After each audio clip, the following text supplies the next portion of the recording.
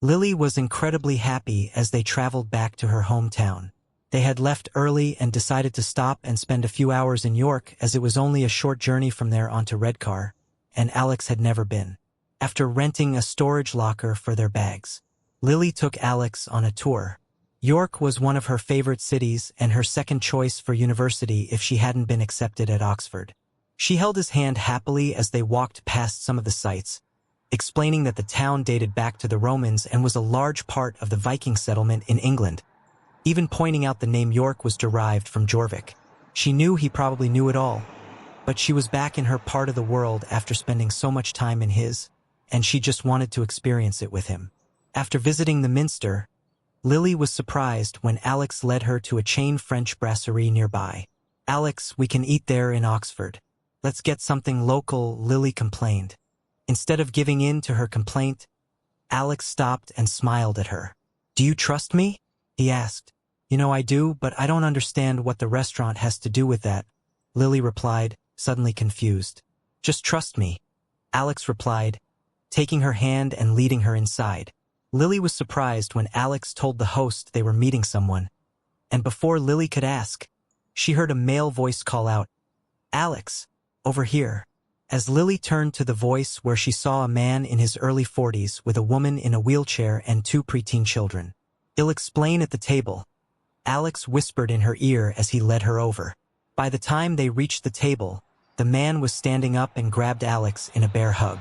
As the hug broke, Alex stepped back and introduced her. "Lily, this is my dad's cousin Toby. His wife Sophie and the two terrors are Dylan and Alice. It's been a few years since we've seen each other, and since we agreed to stop in York, I thought it might be nice." Lily was annoyed that he hadn't warned her, but decided she could deal with that later and turned to the table to introduce herself properly. After Alex bent down to hug Sophie in her chair and accepted hugs from the children, they took their seats. "My word, Alex, do you ever stop growing?" Toby remarked. "I know you were only 15, but you must have grown 9 or 10 inches since we last saw you." "Yeah, well, I grew a bit after Mum died, figuratively and physically."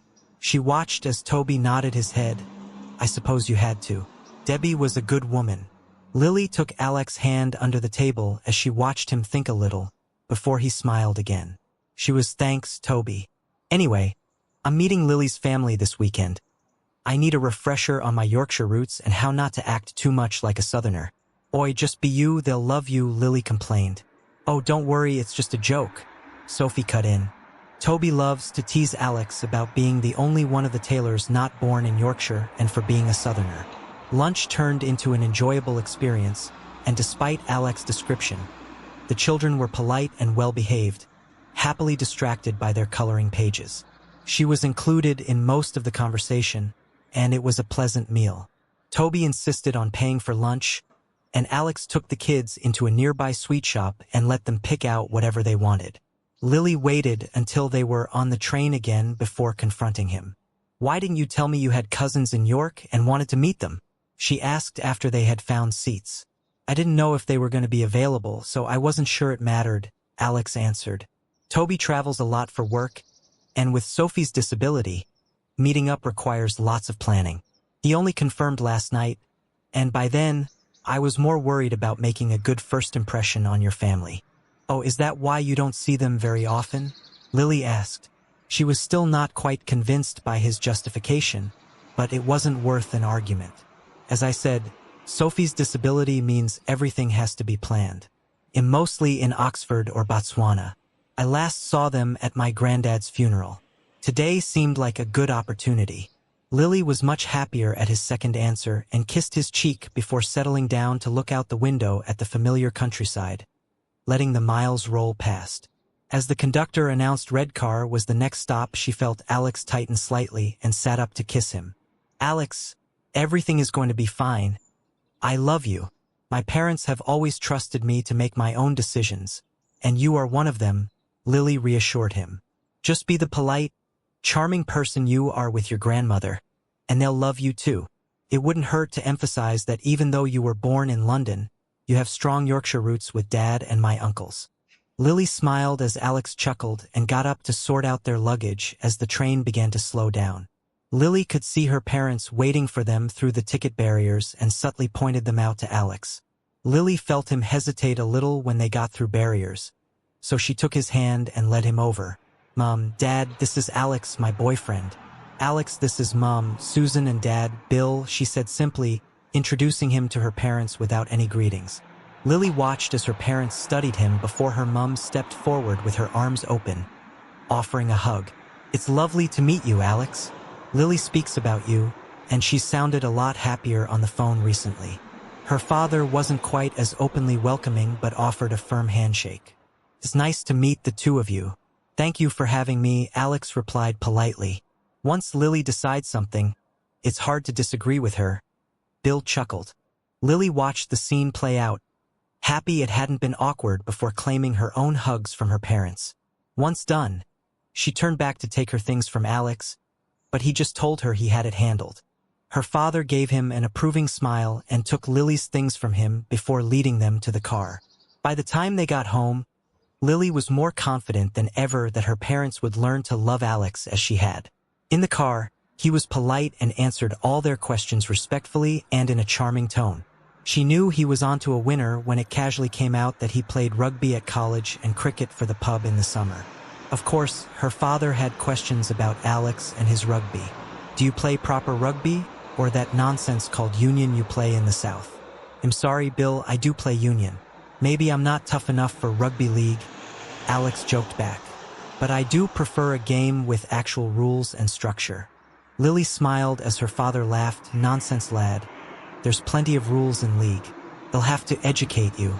At home, Lily gave Alex a tour of the house and showed him his room. Closing the door quietly behind them, she pulled his face down and kissed him gently. "You're doing great. Dad seems impressed already," Lily told him in a soft voice. In return, Alex tightened his hug. "Thanks, they seem like really nice people." "They're the best," Lily replied. "Anyway, come on. Mom's probably making us a cup of tea." Lily finished before taking his hand to lead him downstairs. "Hang on, I just need to get something." Lily watched as Alex rummaged through his bag before pulling out a bottle of what appeared to be gin and a selection of beers. Lily held her hand out to inspect Alex's offerings. Finding the bottle of gin was from an artisanal distiller in Oxford, and the beer was all types of traditional Alesh, her father's favorite, from around Oxfordshire. Lily smiled and looked up at him. "So this is why you were asking about what drinks my parents preferred?" Lily rhetorically. "I thought you were just trying to learn their pub orders ahead of time. It's rude to turn up empty-handed," Alex said simply, taking his presents out of her hands and following her downstairs. Lily was overjoyed when her parents thanked Alex profusely for his gifts, and her mum even promised to make sure they shared a gin and tonic before they headed back to Oxford. It was a simple evening, and her father insisted that they go out for a meal to celebrate Lily's being home and Alex's presence. They decided on a curry, and Lily was happy. Alex continued to make a good impression throughout the evening.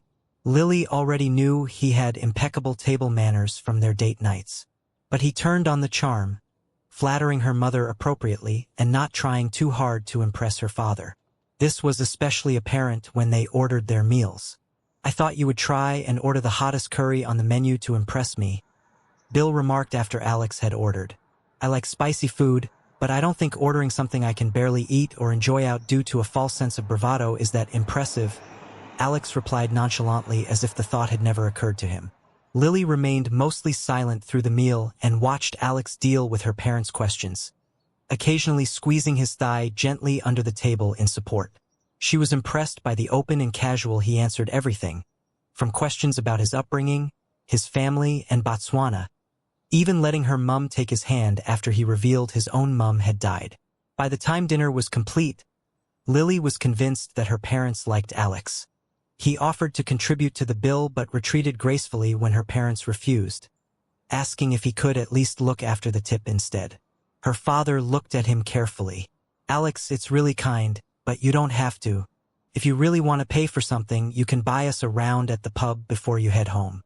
Think of this as a thank you for looking after Lily all summer and bringing our little girl home." When they got home, Lily truly learned how big an impression Alex had made over dinner when her mother pulled her into the kitchen to make some tea while I know this is only a first impression, but if you let that boy go, I will seriously start doubting that you are as clever as you've led us to believe your entire life," Susan said in a hushed tone. "I have no intention of letting him go. I love him, like imagining our future together." "Love him," Lily replied in the same voice. "I know it's written all over your face every time you look at him. But we're so young, we've got 2 more years of uni, and then we have to worry about finding jobs and starting careers. What if our paths don't align?" Lily whined as the kettle began to boil. "That's life sometimes, Lily. Not everything is going to work out the way you planned it, but if you both truly want this, you'll find a way," Susan soothed. "Don't worry too much about the age thing. I met your dad at 20 and was married by 22, and now we've been married for just over 23 years. Don't think too far ahead, love. Learn to just enjoy the moment." Lily went to sleep that night feeling very happy. She was in her childhood home with her parents, and most importantly, they had accepted and seemingly approved of Alex. He still needed to pass the test with the rest of the family, but that would have to wait until the next night at her grandparents', and she had no doubts he would excel as he did at most things in life. Lily had a plan in mind when she woke up the next morning. She knew they were expected for a family party at her grandparents' that evening, but there were no plans for the day, and she wanted to take Alex on a tour. After a quick breakfast, they started locally walking past the scenes of her childhood and adolescence. She showed him her old school and the park where she would hang out with her friends before taking him to the local corner shop, where she got her first job at 16. They even went in so Lily could introduce Alex to the manager. Once they finished, they ventured into the town, where Lily's mood changed. Like many British towns, the town center wasn't the thriving center of activity she remembered from her childhood. Shops had been boarded up, never to reopen. Unlike Oxford, which had a thriving tourist scene, no big investors were coming in to rejuvenate the town. Saddened, she led him towards the seafront and esplanade. Standing on the esplanade, she stood in front of Alex and wrapped his arms around her for warmth as she looked out to the North Sea. For over 100 years, the Northeast was central to the building of this country. She started quietly, knowing he probably knew the history. There used to be 91 blast furnaces within a 10-mile radius of here. It was the second largest steelworks in Europe, stretching from here to Middlesbrough. Middlesbrough took the steel and made the ships that helped build and maintain the Great British Empire. Durham, just a little further north of US, provided the coal. The steel made here built the Sydney Harbour Bridge, Auckland Harbour Bridge, and many others. But we weren't just an industrial area. Before planes, travel was by sea and reserved for the rich. This was a thriving tourist area, heading south to Whitby, Robin Hood's Bay, and Scarborough. "I know about Whitby. Mike's got a family connection," Alex interrupted quietly. "We'll talk about that later. I swear you two need a DNA test just to prove you're not related," Lily replied sharply before continuing her story. "As I was saying, then the decline started. Really, it started in the 80s when the coal mines first began to shut down. But steel stayed strong. Steel would always be needed, right? I guess the world didn't agree or cheaper sources were found, and they shut down the steel works for 2 years. A new company came in and relit the main furnace, and there was hope again. That lasted less than 3 years. I'm old enough to remember that. They extinguished the furnace, and there was no going back this time. They demolished most of it just a few years ago. There are a couple of remaining furnaces, but it's nothing like it used to be. Steel is why I'm here. My great-grandfathers, grandfathers, dad, and uncles all worked in the steelworks and provided for us. There's talk about regenerating the area, building an electric arc furnace, a new industrial zone in Freeport, but there's never a timeline or any details, and I hate it. I hate the promises that never seem to happen. I hate the false hope that someone will come in and make our area what it was before. We went from the industrial backbone that built this country to an afterthought. Dad was one of the lucky ones getting his job with Royal Mail, and Mum has always been fairly secure in her job at the hospital, but it's not the same, you know." Lily paused before continuing, knowing she wasn't far from tears. "It's hard to see your parents struggling to provide for you when they grew up never needing or really wanting anything. My grandparents are fine because they retired before the collapse, and their pensions are protected, but they still need to be careful.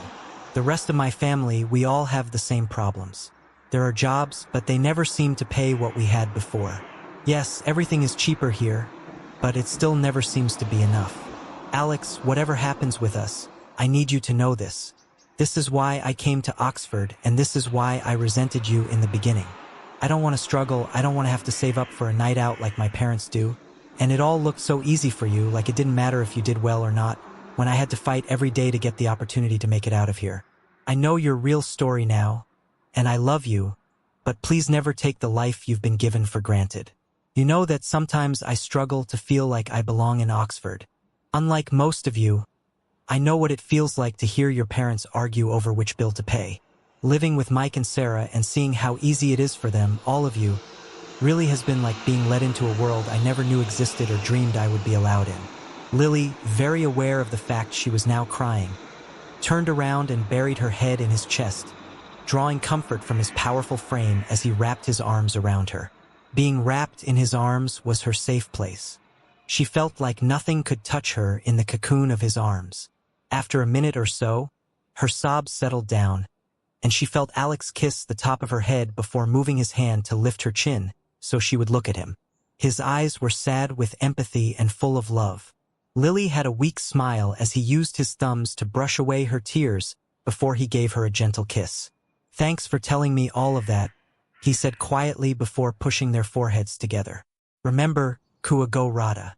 "Luna, Kuago Rada," Lily replied and kissed him again. "Come on, let's find a cafe and get you a cup of tea before we start thinking about lunch," Alex said, simply taking her hand and leading her along. "I already know what we're doing for lunch. You're getting proper northern fish and chips. Some of the chip shops in Oxford should be ashamed of themselves." "They're not all bad," Alex replied defensively. "Alex, there's maybe one or two that are okay, and what the pub does isn't bad. But most of them are not chip shops. If they're selling doner kebab, they have no business doing fish and chips. Next, you'll be telling me I'm not allowed ketchup on my chips. Aren't you a clever thing?" Lily replied, grabbing his arm and leaning against him. "Salt and vinegar should be plenty. Maybe some gravy or curry sauce for the chips if you're that way inclined, but nothing touches the fish apart from some lemon juice or tartar sauce." For the rest of the day, Lily forgot her vulnerable confession and focused on sharing the fun parts of Redcar with Alex.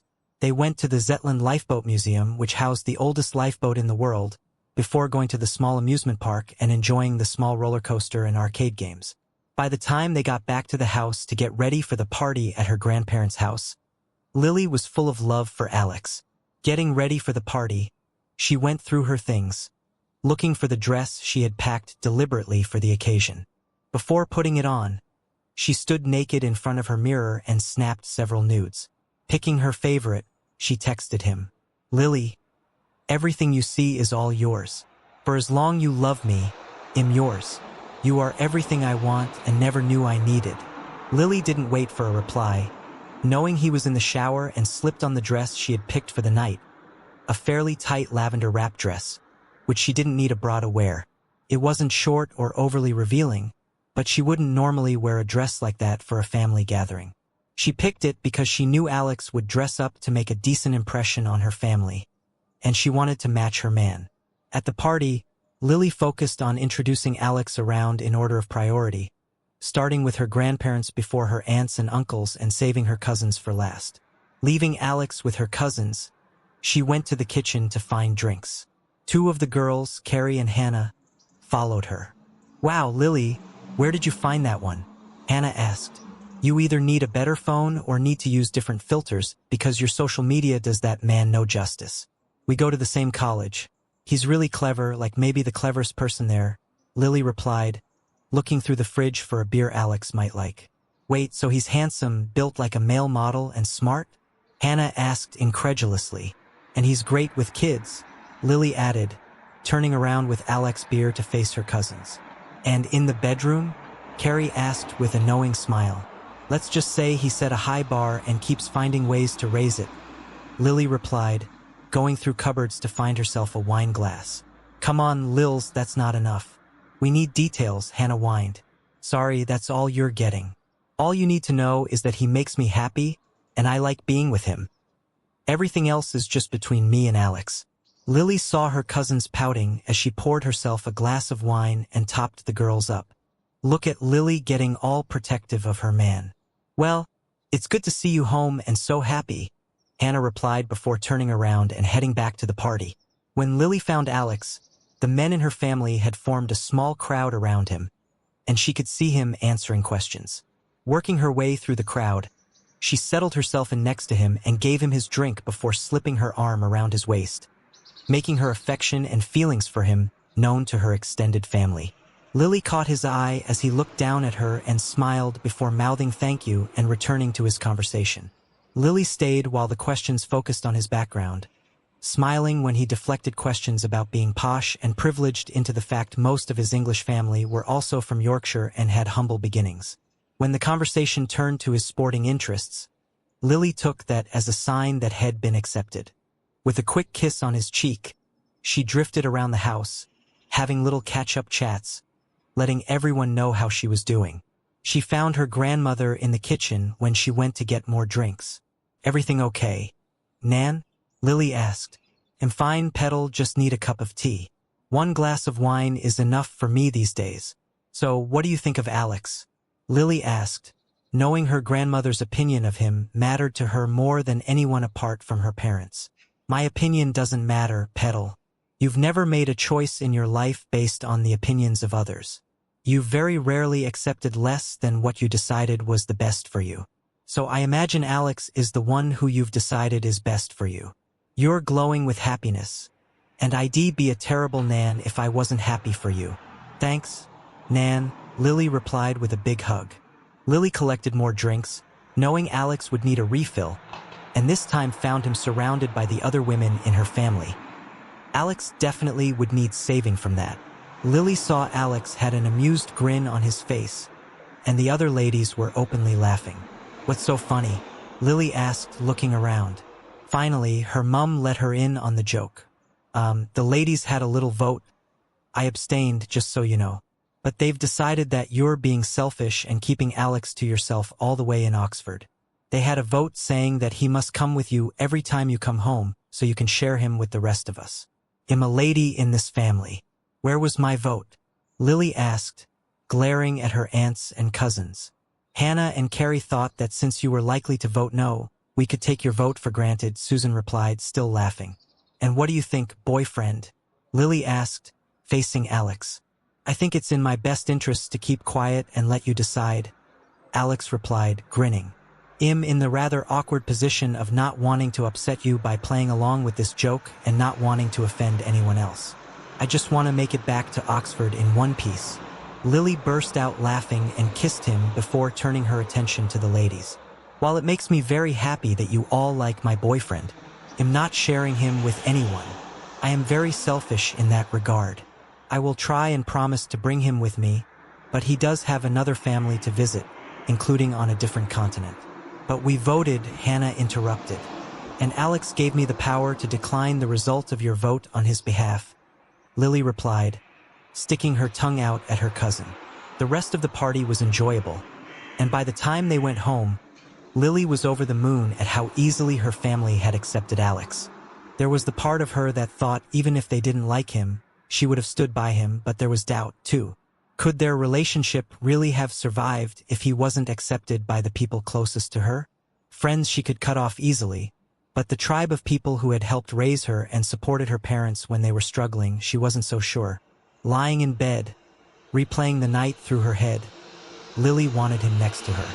There was maybe 10 feet and a wall between them, but it might as well have been a mile. Frustrated, she picked up her phone and texted him. Lily was a little sad. It was her last day at home, but it turned into an enjoyable morning. Breakfast was casual before Alex helped Lily pack up the things she wanted to take back to Oxford with her. After packing, they returned to her grandparents so Lily could properly say goodbye before having dinner at her father's favorite pub. Lily wasn't surprised when Alex announced he'd like to pay, but she was surprised that her father didn't argue and accepted the offer. She was more surprised when Alex came straight to her room at bedtime. "Your mum said it was okay, and there was no point in us sleeping apart anymore," he told her simply. Lily just smiled and shuffled into his arms. They didn't have sex, Lily was just happy that her parents had accepted she was now an adult in an adult relationship. Comfortably settled in his arms, she told him she loved him and went to sleep. Lily spent the journey back to Oxford on her laptop planning while Alex did the same. It was her last week living with Mike, Sarah, and the kids. Then, she'd have a week to settle into her new flat before college started again. She started feeling a little guilty as she hadn't given college much thought over the summer. She'd been so focused on building her relationship with Alex that she'd let it slip down her list of priorities. Something she'd have to fix by the time the new academic year started. After downloading her new timetable, she began to create a schedule, and she had Alex do the same so they could compare and maximize their time together. Lily spotted a problem when she started comparing the two.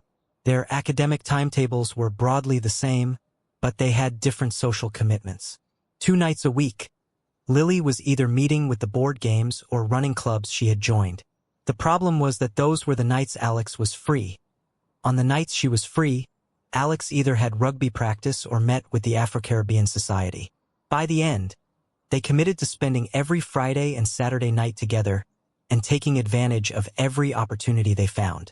Lily had to compromise about Saturdays as they were Alex's match days and social days with his team, so she agreed to come to all of his matches and social events after he told her most of the girlfriends did that and she wouldn't be alone, just the girlfriends. No one you might know a little too closely, Lily challenged. Lily, I can't control who comes to the games, but when it comes to team meals and nights out, it's just the girlfriends, Alex replied. Why don't you come to our preseason drink session? It's the week you move to your flat, so term won't have started, and you can meet everyone. That sounds like a team-only event, Lily replied cautiously. The meeting before is, but not the drinks after. What happens at the meeting? We look at who's returning and which positions we need to fill. Is there anyone who tried last year that we want to look at again, that sort of thing. This year, we have to appoint a new captain, and we plan the new players' welcome social.